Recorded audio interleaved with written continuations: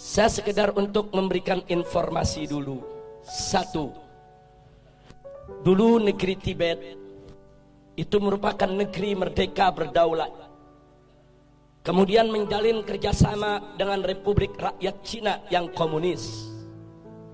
Setelah ada perjanjian kerjasama, Cina mengirim ribuan tenaga kerja ke Tibet, saudara. Membangun kota, membangun jalan, membangun kantor-kantor pemerintah, saudara. Kemudian setelah pembangunan selesai, ternyata ratusan ribu para pekerja tersebut angkat senjata melakukan pemberontakan di Tibet.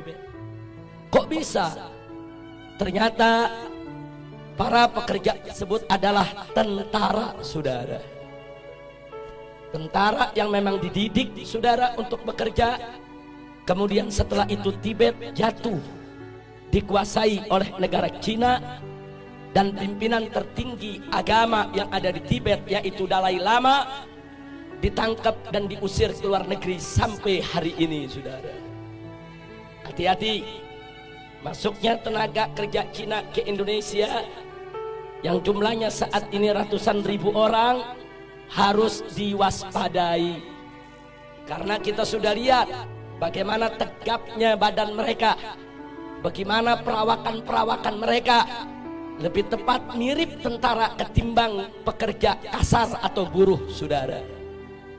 Yang kedua, saudara, di tengah Afrika ada satu negeri bernama Angola, dibantu habis-habisan oleh Republik Rakyat Cina, saudara. Setelah diikat dengan utang yang begitu besar, kemudian Cina mulai mengatur Angola. Anda tahu minggu ini apa yang terjadi? Parlemen Angola mengajukan undang-undang untuk ditandatangani oleh presiden yang isinya Islam tidak boleh ada di Angola, dan seluruh masjid harus ditutup. Alasannya karena berlawanan dan bertentangan dengan adat istiadat Angola, saudara. Ya, hari ini Islam dilarang di Angola, saudara. Bagaimana dahsyatnya pengaruh Cina komunis sampai di Afrika, saudara, dipengaruhi sedemikian rupa. Yang ketiga, ada satu lagi negara di Afrika bernama Zimbabwe, saudara, juga diberikan utang besar-besaran oleh Cina, saudara. Setelah utangnya, saudara, membengkak, Zimbabwe tidak mampu untuk bayar utang, saudara. Lalu apa ditawarkan oleh Cina komunis? Dibebaskan dari utang, tidak perlu bayar utang. Tapi mulai saat itu Zimbabwe harus meninggalkan mata uangnya dan belanja sehari-hari dengan mata uang Cina, yaitu yuan, saudara. Saat ini di Zimbabwe, jual beli, sewa menyewa, transaksi semuanya menggunakan mata uang yuan milik Cina komunis, saudara. Kembali ke Indonesia, saudara. Saat ini kita dapat pinjaman utang ribuan triliun dari Cina, saudara. Saat ini kita berutang kepada negeri Cina ribuan triliun, yang 7 turunan kita ke depan belum tentu kita bisa bayar, saudara. Hati-hati dengan ribuan triliun kita hutang ke Cina. Saat ini Cina komunis mulai mengobok-obok kita punya negeri, saudara. Mari kita lihat satu, saudara, bagaimana mereka masukkan tenaga kerja.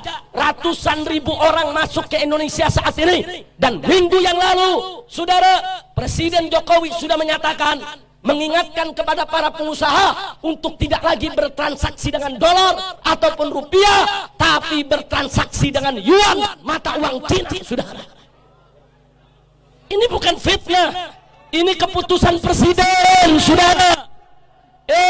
Nggak sampai di situ, saudara. Sebulan yang lalu presiden juga mengeluarkan kepres bahwa orang asing termasuk Cina komunis diberikan hak milik untuk memiliki rumah, memiliki tempat tinggal, dan memiliki perkebunan di Indonesia, saudara.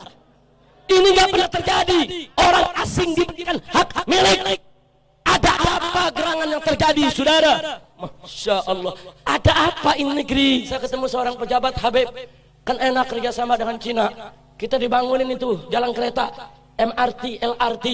Saya katakan, Pak, itu bangun bukan gratis. Kita ngutang dan kita harus bayar dengan bunga. Satu. Kedua, kontraktor utamanya harus dari negeri Cina, bukan kontraktor utama pribumi kita.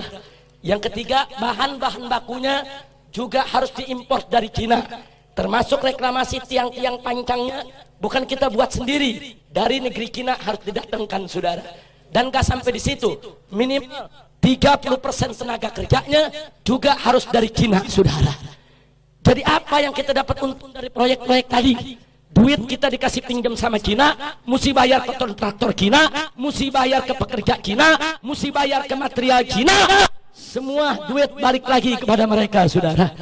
Jangan mau dibohongin, jangan mau dibodohi, jangan mau dikadalin.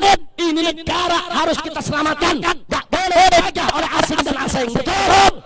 Siap bela negara, siap bela NKRI, siap bela Islam, siap bela bangsa, siap bela rakyat, siap jaga pribumi. Takbir, takbir, takbir. Sallu ala Nabi.